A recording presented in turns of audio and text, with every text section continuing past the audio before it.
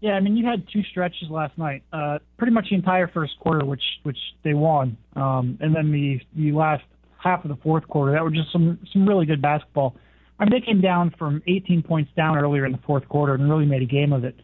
And they played a lot of good defense. Robert Covington got hot at the end, and it was fun to watch. And that's a team that's as good as any in the league. They really are. They really are, and they only scored 89 points last night. And what I talked a lot about yesterday was the reason to have some hope for the future is it is evident that this team is committed to playing defense. They are a much better defensive team. They lopped 10 points off their average from last year to this year.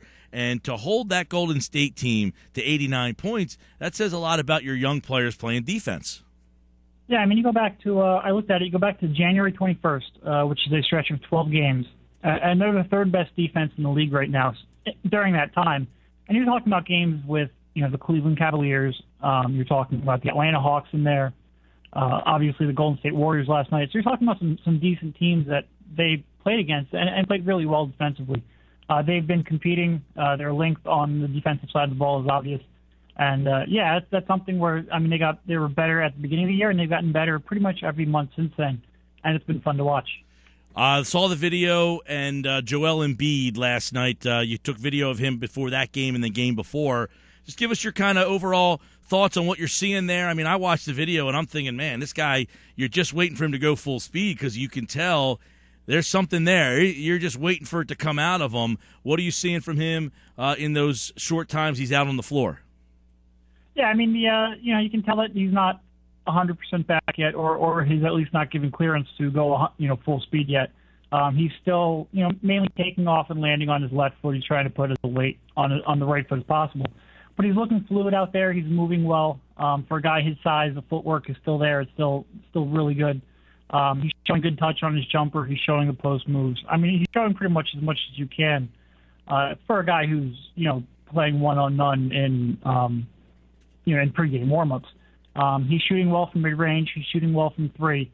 Sam Hinkie last night during the broadcast joked with Mark and Malik that he could be the team's second-best three-point shooter, and it's not completely crazy. I was going to say, was it a joke? Was it a joke, Derek? The way he was shooting, he looked like he was ready to go. He looked like he was Glenn Rice out there. I think it was a little bit of a joke. I think Covington and Hollis Thompson would probably take a little bit of exception to that statement. But he's showing range from there, and he's, at least in practice, and a lot of these guys are really good shooters in practice when there's nobody on them. But you're not exactly going to be asking, Joel Embiid to be taking contested three-pointers anyway. But in practice, he's been hitting them at a good clip. Talk with Derek Bodner at Derek Bodner NBA for the next mailbag. Send him Sixers questions. Derek, obviously, he's a big part of this, and last night, Sam Hinkie, I guess, left the door open for him to come back. Did you get a different feeling, the more and more you're around him and the more and more you see him, that maybe if he's healthy and passes all these tests that the Sixers would be willing to let him go? Yeah, I mean, if he's healthy and, he's back in game shape, yeah, I think they'll let him. I'm not sure I really see that happening. I mean, over the course of the last month, he's pretty much gone from shooting standstill jumpers to, moving pretty well before and after games. So he is making progress. The thing is, I think it's going to take some time after he gets back to, full 5-on-5 scrimmages for him to really be able to play. And, if he gets back, full 5-on-5 scrimmage with even like 3 weeks left, he's going to take, need a week or two to really get up to game speed, probably more than that. So if he's not, playing 5-on-5 within the next 3 or 4 weeks, I think it's a long shot. I think it's a long shot anyway. I don't think it's completely off the table, but I wouldn't expect it. I think at this point you're just happy that he appears to be making progress, and hopefully he'll be ready and good to go for Summer League. All right, Derek, the trade deadline is 10 days away. As this deadline approaches, the Sixers are kind of in an interesting area because I believe they are under that floor there. So, how does that affect what they need to do between now and the 19th? Yeah, well, the floor, it's not too much of a concern because basically what happens if you're under the floor at the end of the season, then you end up essentially paying a fine to get back to that floor. So you're really not losing anything per se by being under the floor. I don't think it's going to drive their decisions too much. But what I do think they're going to do is, if we're going to be paying that money anyway, then might as well take on some of these teams' bad contracts that maybe are in the luxury tax range and want to decrease their luxury tax debt. Take on some of these contracts and get a first or second round pick in return. I think that's largely what you're going to be seeing this trade deadline, and really it's what they've been doing for the last couple of years, taking on salary that other teams don't want, and maybe getting either a pick or a prospect in return. I think you could see that. I wouldn't expect anything earth-shattering, though. Going to say, scale of 1 to 10, how shocked would you be if Michael Carter-Williams got traded? I'd be pretty surprised. Not that I don't think that they'll listen to offers.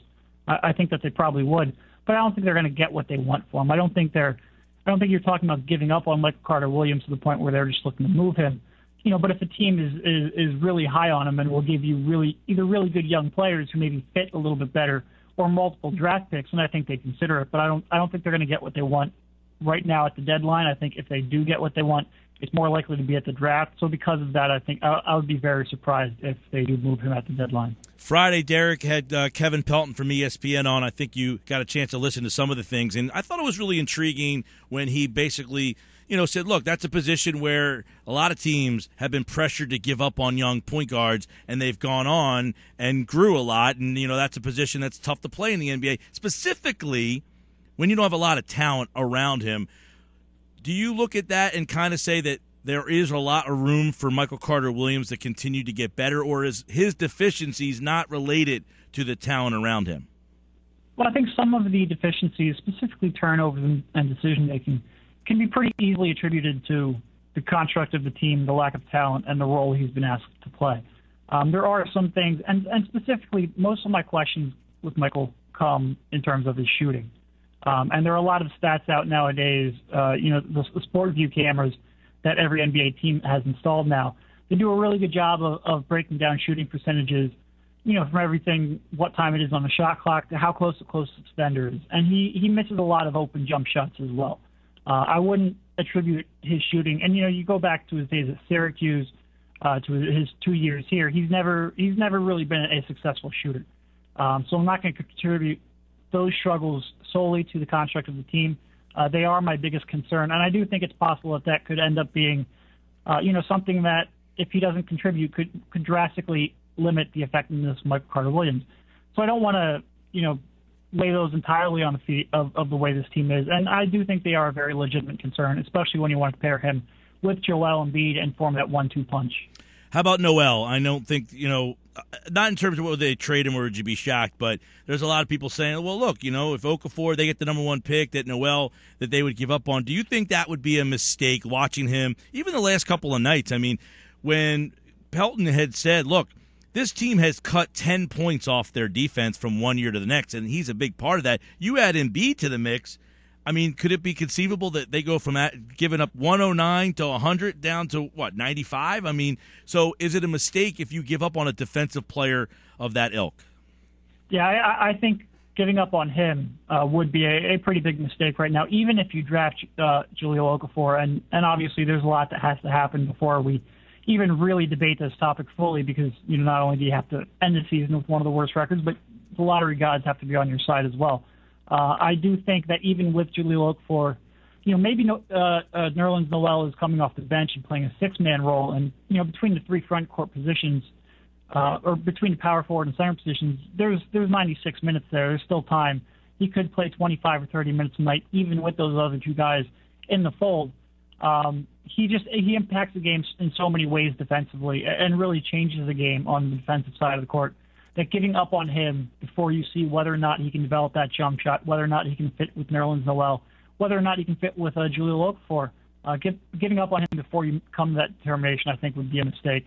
And being able to have a shot blocker, a dominant shot blocker on the court at all times, even when Joel Embiid goes to the bench, I think that's a great advantage that a team would have, and something that Brett can really get creative with in terms of his rotations. Well, I think it's interesting, something that Pelton added in that conversation, Derek, was that Okafor is not going to be a plus player, most likely on the defensive end. That might be an area where he struggles a little bit, where Embiid and Noel are both projected, and we're seeing Noel, but Embiid projected to be a plus player on not only the offensive end, but on the defensive end. He averaged about 2.5 blocks per game at Kansas. You project that over 36 minutes or so, and he's probably going to get about 2.5, 3 blocks in the NBA.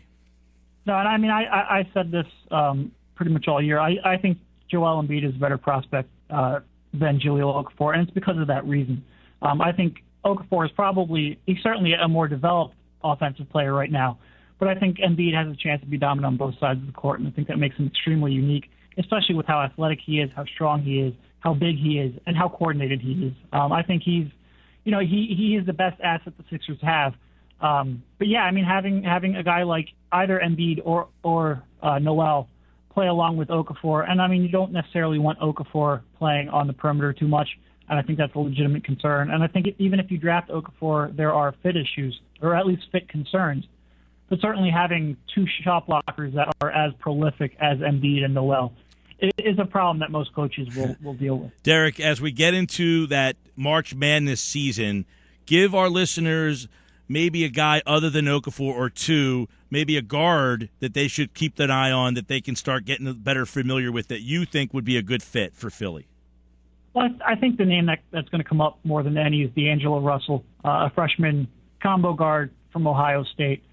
He plays kind of in the Stephen Curry mold in terms of he gets a jump shot up really quick. He shoots really well off the dribble, really well off the pick, and is a creative passer on top of that. So when you're trying to pair a guy with Embiid, he's a potentially perfect fit. He gives you scoring from the perimeter. He gives you passing from the perimeter. And he's a guy who started off the year, late lottery-ish, and he's moved all the way up the draft boards because he's really been one of the best guards in the country as a freshman. Another guy, Stanley Johnson from Arizona, a little bit rawer on the offensive side of the court. But one of the big questions coming in was whether or not he could hit from the perimeter. And he's shooting 40% from three-point range right now. And he has the potential to be a lockdown defender. Very strong, very athletic. He's really come along well, and his offensive game's been better than expected. And the other guy that I think is really an interesting fit, there are 2 guys over in Europe. Mario Hezonja, he's playing over in Spain, and Kristaps Porzingis, who's also playing in Spain. Porzingis is kind of like a stretch 4. A lot of people will make the comparison to Dirk Nowitzki. Obviously, when you compare anyone to Dirk, it's tough to do that, but he does play a lot in the same mold. He's 7 foot, can shoot off the dribble, shoot from the catch, come off the screen and hit a shot. And he's pretty athletic as well. He can block some shots. He's a young kid playing very well in the ACB in Spain, which is a very tough league to play in for a young guy. And Mario Hezonja, who's a 6'8" wing player, and he has. We talk about guys with unlimited range. He could hit from 27, 28 feet with consistency. Just a great offensive talent. The biggest questions with him is defensive effort, and sometimes he's not lacking in confidence, and I think sometimes that can lead to some questionable decisions on the offensive side of the ball. But he competes very hard, and if you think he can harness that, he's got top 5 talent in him. So those are kind of the 4 guys that I'm really watching. Obviously, Karl Towns from Kentucky as well. Chance to be a dominant two-way big man. Again, not that the Sixers necessarily need that, but then again, how can you really pass up on a guy who can have the defense, and he's blocking shots at a prolific rate as well, but also flashes some perimeter skills. So those are kind of the guys that I'm eyeing in on. All right, Derek Bodner, everybody. And what are you going to do over the next 10 days? No Sixers hoops. You going to be all right? I think I'll get by with college and European basketball. I'll find something to do. If you want to submit a question for the mailbag, hit Derek up on Twitter at Derek Bodner. Include hashtag Sixers mailbag in the question, and check out Liberty Ballers and 97.3 ESPN.com to see if we use your question in the mailbag. He's got the video of Joel Embiid practicing before the game last night, and check that out online as well. All right, Derek, enjoy the 10-day break from the Sixers. Yep, take care. Derek Bodner, Sixers Insider, 97.3 ESPN.com.